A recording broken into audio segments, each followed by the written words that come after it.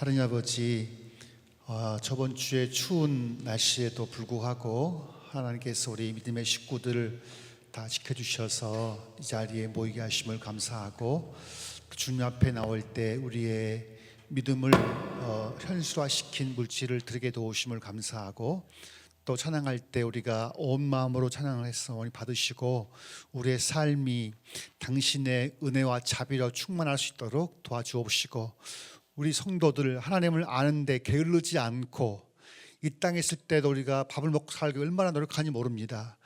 그 이상으로 우리가 주님을 알기를 바라고 의지를 세워서 주께 가까이 나가게 도와주시고, 그럴 때 우리 삶이 하나님 채우시는 은혜와 복으로 변화될 수 있도록 도와주시고, 그로 말미암아 우리의 삶을 통해, 우리 언행을 통해 믿지 않는 많은 사람들이 주 예수를 만날 수 있도록 도와주옵시고, 주 앞에 나올 때 헌금한 손길들을 주일 연보헌금, 로뎀 후원헌금, 또 감사헌금, 11조 예물 등 받으시고, 우리가 주 앞에 믿음을 드렸사오니 우리의 삶이 주님이 채우시는 경제적 부요가 넘쳐날 수 있도록 도와주시옵소서.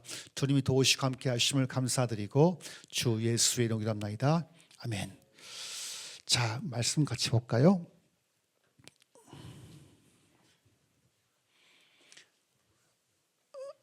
자, 이렇게 제목을 썼으면 작년부는 욕을 먹었을 거예요. 어렵다고. 이제 욕 안 하실 거죠? 네. 저는 제가 이제 이런 부탁을 하고 싶은데, 찬양팀이나 또 봉사팀, 문직분자 임명할 텐데 제발 제가 무엇을 생각하는지를 좀 관심 줬으면 좋겠어요. 그러니까 각자가 따로따로 놀지 않고 백종호 목사가 어디에 관심이 있지, 어디에 마음을 쓰지. 그러니까 하나님이 로뎀나무 목사로 세워주셨으면 여러분들이 저 목사가 대체 어떤 일을 하고 싶어 할까, 하나님이 저를 통해 어떻게 일하실까를 관심 가져주셔야 해요. 부탁합니다. 알겠죠? 그러니까 따로따로 막 이게 중구난방이 아니라 하나님 세우신 목사를 통해 어떻게 이 모임을 이끌어 가실지를, 또 다음에 누가 올지 모르겠지만 하나님이 그를 통해 어떤 일을 하고 싶어 하는지를 귀를 기울였으면 좋겠어요. 알겠죠? 자, 좀 어려운데, 자, 같이 우리 천천히 읽어볼까요? 시작. 포스트 크리스텐덤 시대에 적실한 그리스도인의 아비투스. 낯선 단어가 두 개 나오죠. 포스트 크리스텐덤, 다음에 아비투스인데 어떤 말인지를 좀 할 때, 설교할 때 나눠볼게요. 베드로 전서 3장 13절 16절 우리 천천히 빨리 읽지 말고 교독합시다. 또 너희가 교독. 또 너희가 열심으로 선을 행하면 누가 너희 교독하자고. 교독. 딴 거 열심히 해. 딴 거에 제발. 진짜 누가 너희를 헤아리요. 시작. 그러나 의를 위하여 고난을 받으면 복이 있는 자니 저희의 두려움을 두려워 말며 소동치 말고 너희 마음에 그리스도를 주로. 참, 진짜 내가 읽을게요. 그리스도를 주로 삼아 거룩하게 하고 너희 속에 있는 소망에 관한 이유를 묻는 자에게는 대답할 것을 항상 예비하되 온유와 두려움으로 하고. 합독합시다. 시작. 선한 양심을 가지라. 이는 그리스도 안에 있는 너의 선행을 욕하는 자들로 그 비방하는 일에 부끄러움을 당하게 하려 함이라. 아멘. 베드로 전서는 이제 1장 1절에 이렇게 나와요. 그 수신자가 누구냐면 예수 그리스도의 사도 베드로는 본도, 갈라디아, 가바도기아, 아시아와 비두니아에 흩어진 나그네, 곧 하나님 아버지의 미리 아심을 따라 성령의 거룩하게 하심으로 순종함과 예수 그리스도의 핏부림을 얻기 위하여 택하신 입은 자들에게 편지한다 했단 말이에요. 지금 베드로 사도가 편지를 쓰는 수신자가 누구냐면 본도, 갈라디아, 가바도기아, 아시아, 비두니아 흩어졌던 나그네들이에요. 이제 이방일까요, 유대인일까요? 딱 지역을 보니까 이방인, 유대인. 지역 봐봐. 지역에 갈라디아 지역이 어떻게? 소아시아 지역이에요. 가바도기아, 소아시아 지역 이방인 지역이 유대인 지역이에요?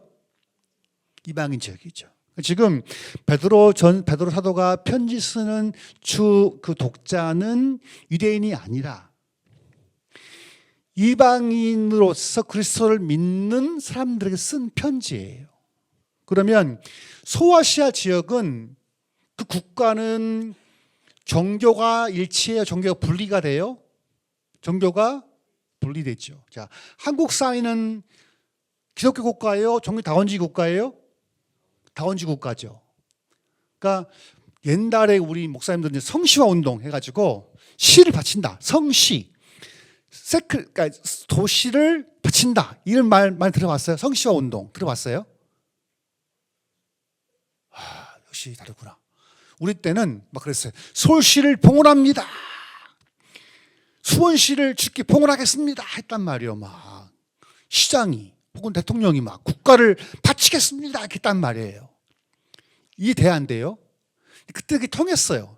그러니까 한국 교회의 한국 교회가 7, 80년대 산업화와 맞물리면서 교회가 대형 교회가 팍팍 홀랐단 말이에요. 그러니까 한국 교회 성장과 한국 경제 상황 성장은 이게 연동돼야 한대요. 연동이 됐었어요. 그러니까 7, 80년대 산업화가 이루어지면서 수많은 지방인 열심히 있는 크리스찬들이 올라왔단 말이에요. 90년대 초반에 여기 구로공단에 있는 수많은 그 용서하세요. 우리 말에 공돌이 공순이 말 들어봤어요? 예, 그때 수많은 열심히 있었고 총명했던 청년들이 서울에 올라오면서 갈 때 교회가 없으니까 어디로 갔겠어요? 다 서울에 대형 교회를 유입했던 거예요. 그러면서 한국의 전세 10대 교회가 다 한국에 있었거든요. 서울시에. 왜? 그것은 하나님 부흥시킨 것도 있겠지만 사회의 현상이었단 말이에요. 그때는 딱 교회만 세워도 교회가 부흥됐었어요. 그때는. 왜냐하면 지방에 먹고 살 게 없다 보니까 전라도, 경상도, 부산 다 지방에서 수많은 젊은이들이 서울에 일자리가 있다 보니까 모여지면서 교회가 대형화 됐던 거죠. 그때 우리 교회도 3만 명이 넘었었습니다. 출석교인이. 몇만 명? 3만이 넘었었어요. 제적교인 말고 등록교인 말고 출석교인이 3만 명이 넘었었어요. 지금은 딱 10분의 1 난 거죠. 10분의 1. 그러면서 한국 사회의 정치, 경제, 문화 곳곳에 그리스도인의 삶 방식이 들어간 거예요. 뭐 대통령 나왔잖아요. 그렇죠? 김영삼 장로님입니다. 또 있죠. 한 분 또 있죠. 누구예요? 네, 그분도 장로님이신단 말이에요. 이승만 그분도 믿음이 있으셨고. 이렇게 한국 사회의 한국 교회가 결정적 힘을 파워를 가졌던 거예요. 지금도 들어봤죠? 조창기도회. 그러면 대형교 목사님들 쫙 모이고 대통령이 와서 감사를 표했단 말이에요. 왜? 기독교인이 아니면 대통령 후보로 나오기가 쉽지를 않아요. 왜? 표가 많다 보니까. 우리 때도 800만 명이 그리스도인이라고 했거든요. 800만 명? 엄청난 숫자예요. 그러니까 한국 사회의 7, 80년대, 90년대 초반까지 한국 사회의 한국 교회가 굉장히 힘을 가졌죠. 아주 있었죠. 자, 우리 그 첫 페이지 한번 봐볼까요? 크리스찬도 주환이 왔네? 몰라겠었는데. 자, 다음 페이지 봐봐요. 자, 봐봐요. 이게 무슨 말이냐면 그리스도 왕국 이후 혹은 포스트란 이 영어가 이후 after 후예요. 그리스도 왕국 이후 혹은 그리스도 왕국이라는 뜻이에요. 이 뜻이 기독교는 중세 시기 이후부터 종교개혁 시기 근현대 이후까지 사회 전반 정치, 문화, 경제 등에 커다란 영향력을 미쳤다.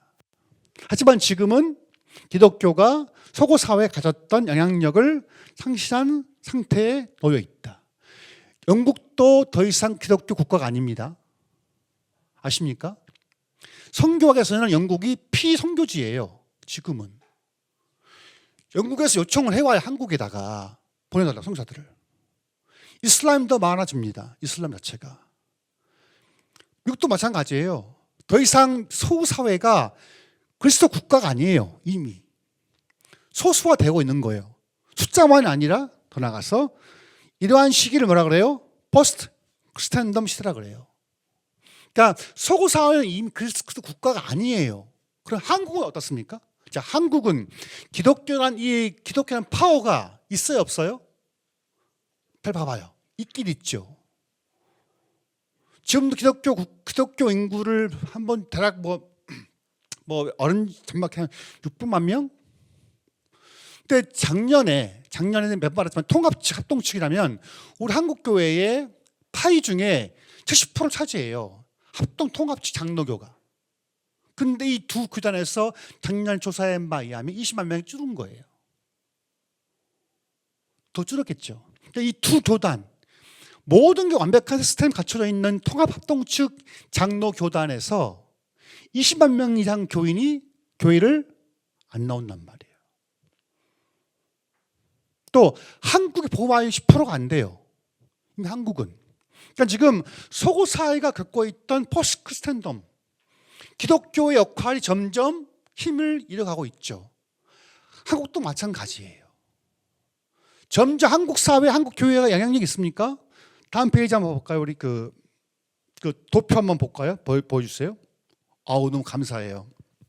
이게 올해 초 CBS에서 조사한 건데 비개신교인, 그러니까 신앙이 없는 사람들한테 물어본 거예요. 당시 종교를 택한다면 어떤 걸 택하고 싶습니까? 봤을 때 높은 게 뭐예요? 불교가 53% 가까워요. 절반 이상이에요. 그다음에 뭔가요? 가톨릭, 천주교 입장인 거죠. 그다음에 누구예요?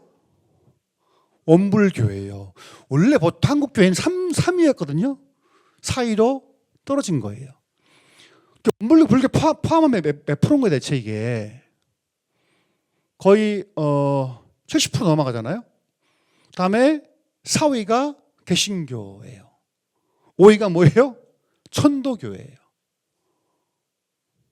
그러니까 지금 7, 80년대, 90년대에 한국 교회가 급성장하면서 사회 전반에 대통령 2명 배출하고 장관, 차관, 수많은 지역에, 수많은 곳곳에 그리스도인들이 침투해서 고지론, 점령하라! 점령했지만 수많은 대학생들, LLT들이 대학에 가서 CBA, IVF, 캠, 수많은 대학 선교단체를 통해서 비난화가 돼가지고 사회 요직에 앉았지만 지금의 작금 현실을 보게 되면 그리스도인들의 영향력이 있어요, 없어요? 지금은 거의 없어요. 오히려 기독교의 이미지는 너무나 안 좋게 돼버렸어요.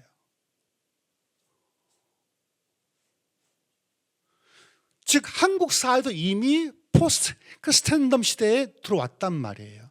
우리는 강자가 아니에요. 더 이상 그리스도인 강자가 아니에요. 말했잖아요.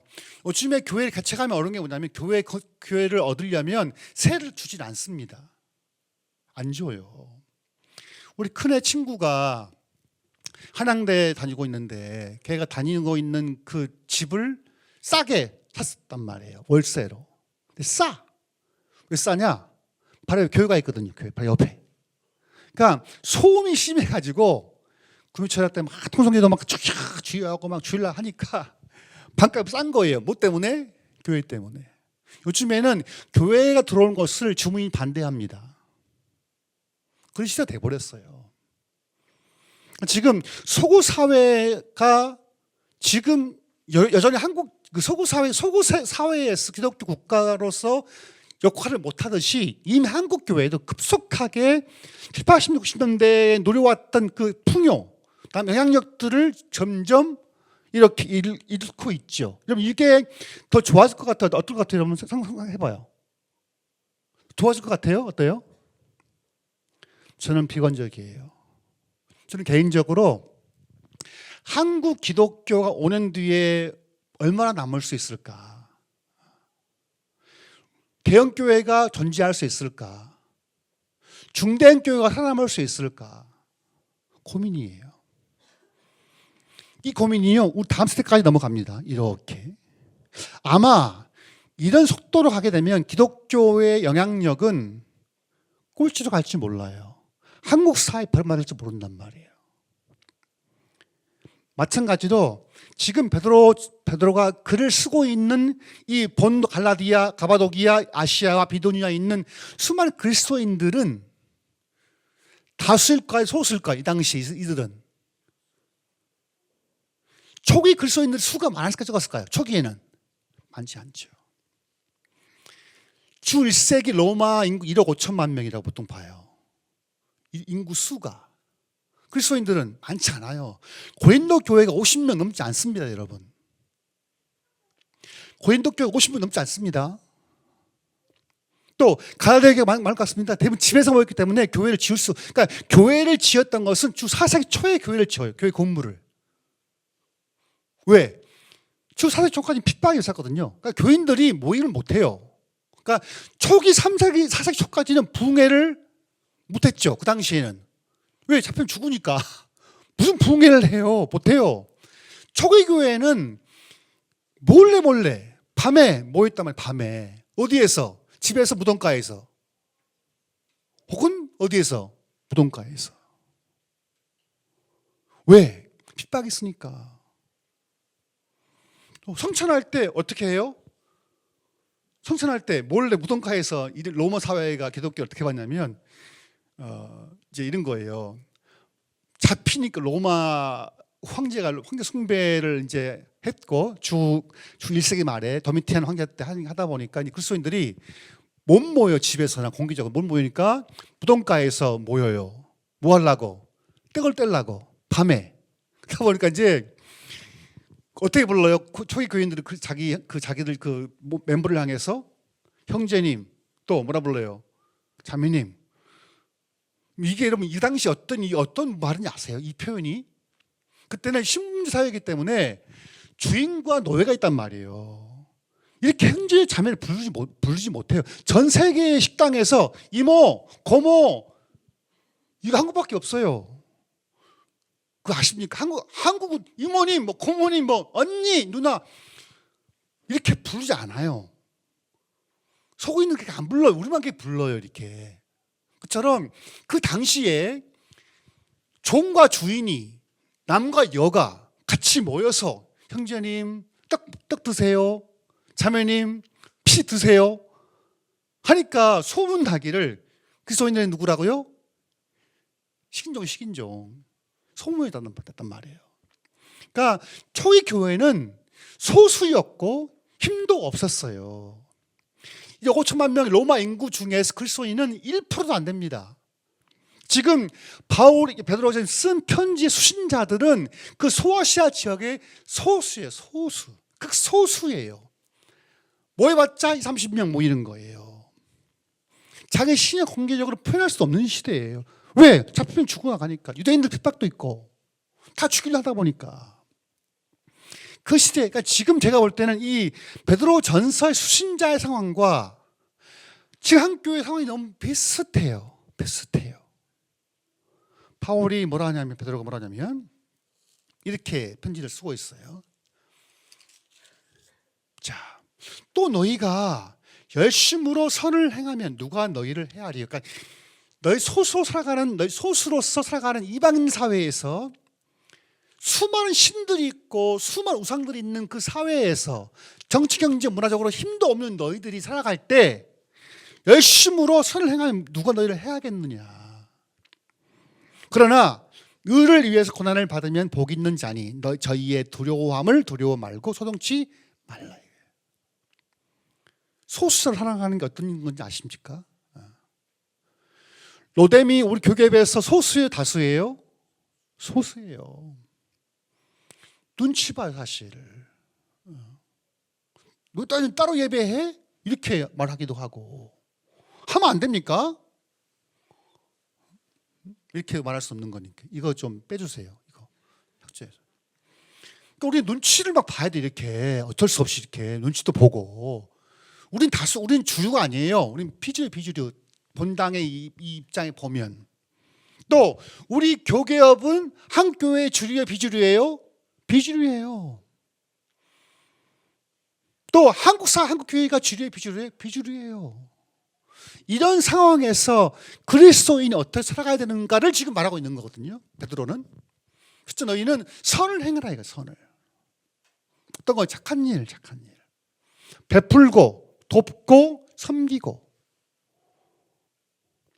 그리고 뭐라 하냐면 너희 마음에 그리스도를, 네 마음속에 십자가에 달리신 그 그리스도를 주님으로, 주로 삼아 거룩하게 하고, 너희 삶 자체를 그 소아시아 지역에 있는 이방교 같이 살지 말고 그들과 구별되게 하고, 선을 행하고 구별되게 하고, 혼자 기도하지 마, 이게 아니라 삶의 방식 다르게 하고 너희 속에 있는 소망에 관한 이유를 묻거든,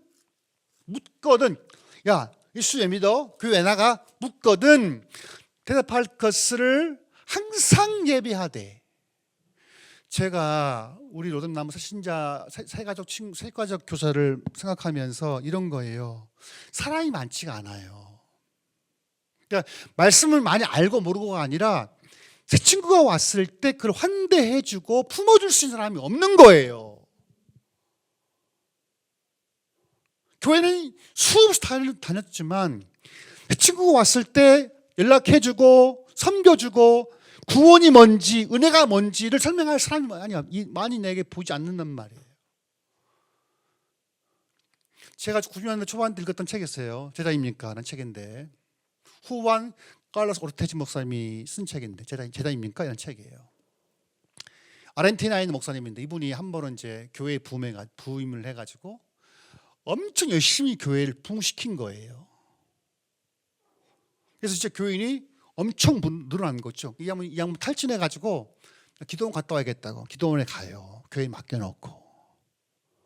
이분이 이제 금식하면서 기도원에 있는데 환상 가운데 자기 교인들 상태를 보여주는 건데 기가 막혔어요.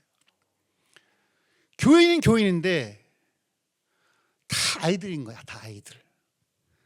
그러니까 똥 싸고 오줌 싸고 막 서로 발라주고 막 그런, 그러니까 성인인, 생물학적 나이는 성인인데 상태는 애들인 거예요. 충격받아요. 나는 자기는 열심히 교회를 부흥시켰고 했는데도 불구하고 자기 교인 상태가 제자가 아니라, 한 사람을 세울 수 있고 도울 수 있는 사람이 아니라 다 교인들이 애기란 거예요. 애기. 남의 도움을 받아야 하는 사람이 애기란 거예요. 쓴 책이 그거예요. 제자입니까? 묻는 거예요. 진짜 당신의 교회의 성도들은 제자입니까? 아니면 여전히 목사의 도움이 필요하고 전화해줘야 교회를 나오고 좀만 시험들도 많이 어려워하고 다 애기다 보니까 또 도울 수가 없는 거죠. 뭐라면 베드로가 본도 가바도기아 사는 너희들 소수이지만, 너희들이 주류는 아니지만 너희들이 그들과 거룩하게 구별되게 살아야 한다. 사랑을 베풀어라. 그리고 그들 혹시 너희에게 왜 예수 믿니? 라고 물었을 때 그 질문을 항상 예비하고 있어라. 예수님이 누구신지, 왜 믿는지, 부활이 뭔지, 구원이 뭔지, 헌금이 뭔지 물어봤을 때 항상 예비하되 어떻게 해야 해요? 온유와 두려움으로 하고. 이거예요. 예수 믿어 선포하고, 이게 아니라 묻는 자에게 우리 마음의 태도가 뭐냐면 어떻게 해요? 온유와 두려움으로 하란 말이에요. 자, 아비투스 한번 보여줄래요? 방송실 그 위에. 오케이. 자, 우리 다이자매가 읽어볼까요? 그게 싫어? 그러면 감독 집사님 읽어보세요. 아비투스라는 용어를 처음 사용한 사람은 프랑스 철학자 피에르 부르디에다. 그에 의하면 아비투스란 타고난 본성이 아니라 사회적 문화적 환경에 의해 결정되는 제2의 본성으로 타인과 나를 구별짓는 취향이나 습관이다. 뇌뿐만이 아니라 주름, 몸짓, 말투, 억양, 발음, 버릇 등 우리의 모든 것에 기록된 몸의 역사가 바로 아비투스다. 뭔지 알겠죠? 아비투스는 타고난 게 아니에요. 그 속한 공동체가 어디냐, 공동체의 성향이 어떤 것인지에 따라서 만들어진 제2의 본성이에요. 즉 그리스도인의 아비투스가 뭐냐면 태어날 때부터 만들어진 부모로부터 물려주는 것이 아니라 예수를 만나고 공동체에 속해 있으면서 공동체의 그 문화에 우리 배워지는 거예요. 이게 뭐예요? 아비투스란 말이에요. 초기 교회가 어떻게 부흥했을까요? 초기 교회가 부흥회를 해가지고 집회를 해가지고 열심히, 그때는 모일 수가 없어요. 그때는 아예 교회가 아예 모일 수가 없어요. 집도 없고 그런 공간도 없고 모임 잡아가고. 또 어떻게 초기 교회, 이 작은 교회가 로마 제국을 뒤엎었을까요? 생각해봐요. 초기 교회가 능력과 카리스마 빼고 몰래 모여서 그들 간의 형제를 나누었던 그 초기 교회가 어떻게 해서 총칼로 권력으로 지배할 것이 아니라 어떻게 해서 그 초기 교회가 로마 제국을 뒤엎었을까요? 능력으로? 카리스마로? 권력으로? 아니에요. 1세기 당시의 초기 교인들의 모습 보게 되면요, 바깥의 로마인들이 매력을 느낄 정도로 삶이 달랐단 말이에요. 첫째, 그 당시 로마인들은 딸 아이를 낳으면 딸 아이를 버렸습니다. 실제 버리는 것도 있었어요. 딸은 버려요. 왜? 일할 가치가 없으니까. 죽이기도 하고. 로마 정부 그걸 또 용인해요. 근데 그리스도인들은 신기하게도 아이가 태어난 아이를 안 버렸단 말이에요. 달랐어요. 둘째, 로마 사회에 갑자기 전염병이 번지면 다수의 로마인들은 그 지역을 떠나고 도망갑니다. 근데 그리스도인은 안 도망가는 거예요. 죽을 무릎쓰고 함께 생활하는 거예요. 세 번째, 콜로세움에 죽은 장면을 다 즐겨보잖아요, 로마인들은.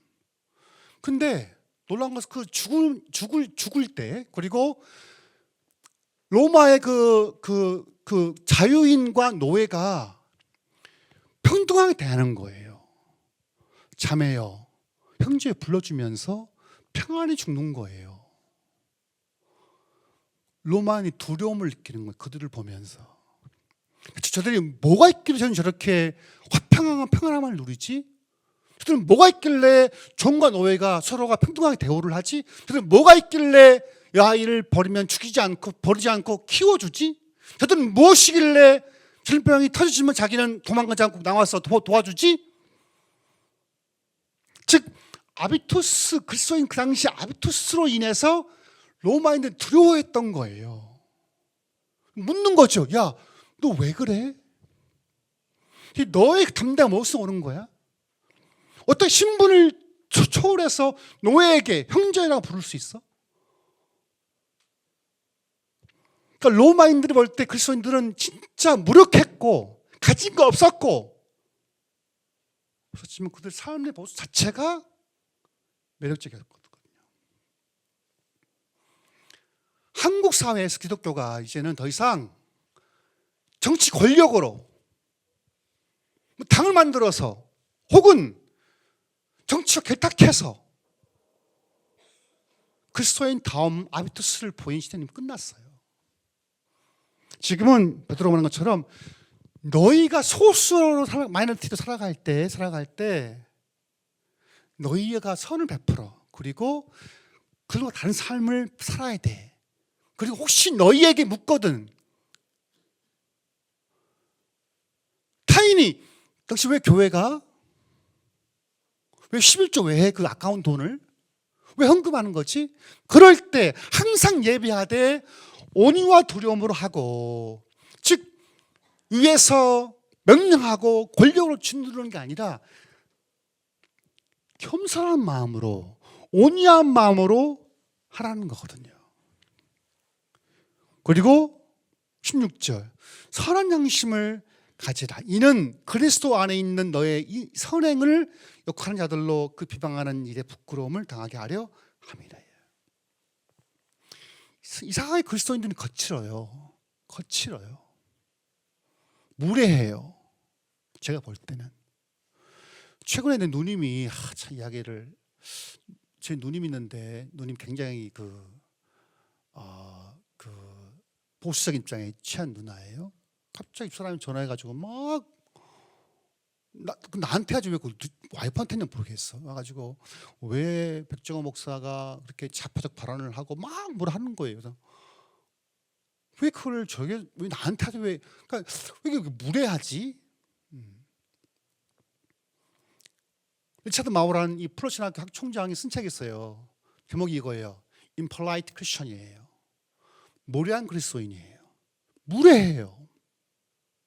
거칠어요.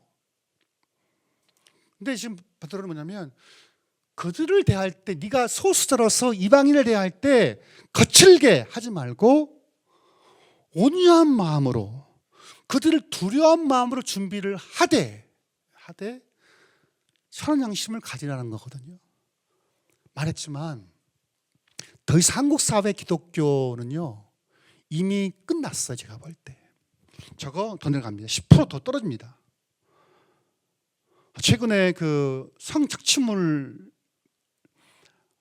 그 주범 잡혔던 애가 그 조직도를 어떻게 만들었냐면 제일 큰 멤버가 목사예요. 그러니까 10대 성착취물로 했던 그 나쁜 녀석이 직분을 매길 때 목사가 탑이에요. 전도사 그 이순이, 장로 이렇게 직함을 줬던 거예요. 난 충격이에요.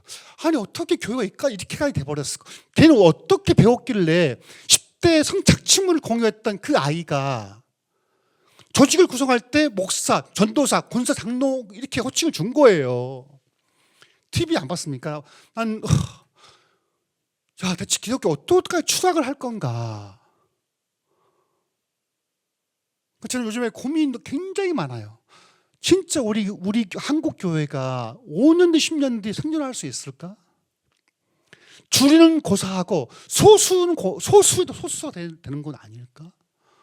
왜 뭐 때문에 기도를 덜해서 예배를 더해서 금식을 더 안 해서 난 동의하지 않습니다. 난 오히려 금식하지 말고 기도하지 말고 말씀 보지 말고 차라리 선한 양심만 가지면 시민교양 한 시민으로서만 지키면 좋겠어요. 법 지키고 법 잘 지키고 탈세하지 말고 거짓말하지 말고 온유와 두려움으로 자신을 늘 준비하고 이게 우리가 추구해야 할 아비투스는 아닐까? 저는 두려워요 사실. 한국교회가 어디까지 추락을 해야 되는 건가? 장로가 있으면 뭐하고 목사가 있으면 뭐합니까? 삶이야 똑같은데 그 아비투스가 그 삶의 방식이 불신자와 똑같은 아니 더 못하는데 무슨 전도를 하겠어요? 작년에 우리 한국교회 거대 교단 통합 측 총회장이 권사화하고 모텔에서 나온 걸 찍은 거예요. 남편이 그 찍었어요. 자기 와이프 권사가 그 우리 한국교회 대형교단 통합 측 총회장과 모텔에 나온 것을 카메라 찍은 거예요. 이렇게. 근데 또 그 목사를 보호해줘. 김상환 목사가, 명성교회 목사가. 제가 볼 때요 이미 한국 교회는 자정작용을 이미 잃어버렸어요. 더 이상 이제는 뭔가 할 수 있는 힘이 없어요. 그러니까 우리 아비투스가 예수를 만나면 그리스도를 주로 삼았으면 그리스도를 주님으로 모셨으면 그분을 닮아갈 텐데 십자가를 지고 더 겸손하고 더 낮아지고 해야 하는데 반대로 이렇게 가니까 소금도 맛도 없고 빛도 아닌 거죠. 그래 누가 우리 교회에 오겠어요? 한국 교회에 오지 않습니다. 두려운 거예요 이게.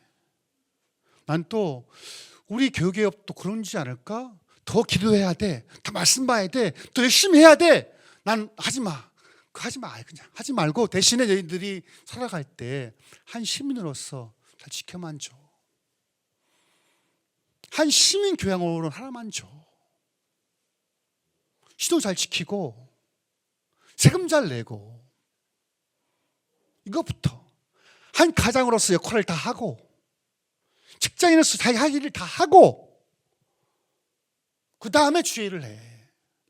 그 다음에 베드로는 그렇게 말해요. 너희가 살아갈 때 선한 양심을 가져라. 혹시 너희가 그리스도를 왜 믿냐고 물어봤을 때 항상 예비하되 온유함과 두려움으로 준비해라. 즉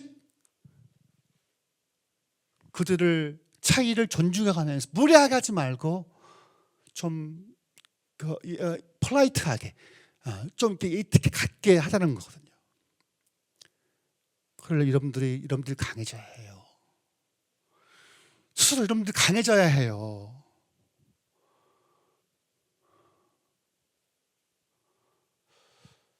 제가 저번 주에 집사람이 수술을 이제 2번 했어요. 의장 12월 달에 1번 하고 1월 달에 2번을 했거든요. 그때 집사람이 수술한 다음에 그 주에 교회를 나온 거예요. 그러니까 목요일 날 퇴원을 하고 주일 날 교회 나와서 새 친구 이제 양육을 한 거예요. 집사람이 그 두 부부 한 부부를 하니까 최 목사님이 이런 거예요. 백 목사님, 사모님은 무리한 건 아니에요? 내가 목사님 무리해야죠. 무리한 거 되는 게 어딨습니까? 이렇게 말했어요. 이제 돌맞이 됐죠. 근데 나 진실이 있었어요. 왜냐면 리더가 되려면 무리하지 않고 되는 게 어딨느냐. 난 그런 거거든요. 우린 두 가지를 해야 돼요. 직장도 열심히 해야 되고 교회도 열심히 해야 되고 두 가지 하니까 바빠할 수밖에 없는 거예요. 긴장해야 돼요. 사실 우리가 좋은 게 아니라 옳은 게 좋단 말이에요.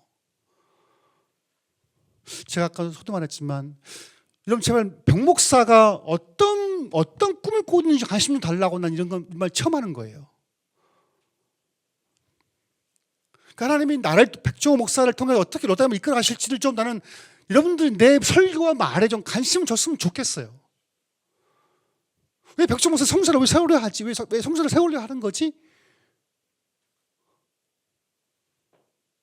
대체 주님이 어떤 계획을 좀 관심을 줬으면 좋겠어요. 백종호 목사에 관심 좀 주세요. 저 양반이 어떤 계획 모임 끌어갈지를 좀 마음을 모아줬으면 좋겠어요. 나는. 그래서 진짜 제가 여러분 이단한 대로 끌고 가지 않잖아요. 이상한 대로 제가 막. 그러니까 여러분 우리가 마지막 부탁. 여러분 여기 오실 때는 그냥 뭐랄까 아무런 이 음진적이 없는 것이 아니라 난 어떤 나무 식구 멤버다. 같이 가자. 오면 오고 아무 이런 게 아니라 꼭 같이 해야 나가야겠다. 우리 힘을 좀 모아서 앞으로 올 이들을 위해서 준비해야겠다. 그렇게 했으면 좋겠어요. 기도합시다. 하나만 기도합시다. 기도할 때 여러분의 아비투스는 어떻습니까? 제 천성, 제 본성이라고 하는 아비투스는 어떻습니까? 우리의 언행은 어떻습니까? 그들과 비교가 됩니까? 또 여러분들은 항상 예비하되 온유와 두려움으로 말씀을 준비하고 있습니까? 아니면 준비하지 않고 있습니까? 주님, 나에게 그리스도를 주로 삼아 거룩하게 하고 너희 가운데 왜 믿냐고 물어봤을 때 항상 예비하되 온유와 두려움으로 하라고 했사오니 주님, 내가 오늘 이후부터 살아갈 때 내가 왜 예수를 믿는지 늘 말씀을 준비하고 또 자신을 소수로 살아갈 때 다시 거룩하게 할 수 있는 용기를 주시도록 힘을 달라고 다 같이 기도합시다. 하나님 아버지, 여기 모인 심령들을 살아갈 때 더 이상 기독교가 그리스도인이 다수도 아니고 중심도 아닌 주변부가 되어버렸습니다. 이런 시 살아갈 때 우리가 정말 그리스도인 이전에 한 국민으로서 한 시민으로서 자기 할 도리를 다할 수 있는 마음이 있도록 도와주셔서 그들과 구별이 되고 그들이 또 우리에게 왜 예수를 믿는지 물어볼 때 우리가 항상 예비하되 가끔 예비하는 게 항상 예비하되 그들을 향한 우리의 마음이 거칠고 무리하지 않고 온유와 겸손함으로 준비할 수 있도록 도와주시고 우리 공동체가 그저 왔다 가는 그런 모임이 아니라 이곳에서 내 마음을 뿌리를 두고, 그래서 우리 모임을 통해서 아직 오지 않는 수많은 사람들을 향해서 그들을 받고 환대할 수 있는 몸 될 수 있도록 도우시기를 원합니다. 주님, 우리 한 사람 한 사람이 나약하지 않게 도와주시고 정말 뜻을 세워서, 의지를 세워서 자신을 잘 관리하게 도와주옵시고, 그래서 우리가 우리 안에 떠오는 이들을 향해서 나무를 하지 않고 그들을 품을 수 있는 마음으로 도우시고 감동하여 주시옵소서. 하나님 아버지, 우리가 살아가는 21세기 대한민국 현실은 참 엄혹하고 참담합니다. 비개신교인들이 기독교 느끼는 호감도는 사위에 머물러 있고 갈수록 줄어들 것 같습니다. 이 시대에 우리 소수자로 가야 되고, 또 우리 아이들은 더 극심한 상황에 처해질 것인데, 주님, 여기 뭐 한 사람 한 사람이 그리스도의 아이들이 아니라 때가 되면 창성하여서 우유를 먹지 않고 단단한 음식을 먹고 소화함으로 말미암아 이제는 자립하고, 내가 도와야 할 영혼들이 오면 도와주고 섬겨주고 그럴 힘이 있어야겠사오니, 여기 모인 심령들 그저 좋은 게 아니라 우리 신앙생활이 정말 매일매일 주 앞에 침범을 해가고 주를 향한 마음도 더 뜨거워지고, 오늘 말씀처럼 항상 이유를 묻는 자들에게 대답할 준비할 수 있는 모임 될 수 있도록 도와주시옵소서. 하나님 아버지, 그래서 우리 모임이 더 단단해지고 견고할 수 있도록 도와주시옵소서. 주께 도우심을 감사드리고 주 예수 이름으로 나이다. 아멘. 오늘 찬양도 없을 것 같습니다. 죄송합니다. 시간이 많이 가서 기도하겠습니다. 이제는 우리 주 예수 그리스도의 크신 은혜와 아버지 사랑과 성령의 인도하심이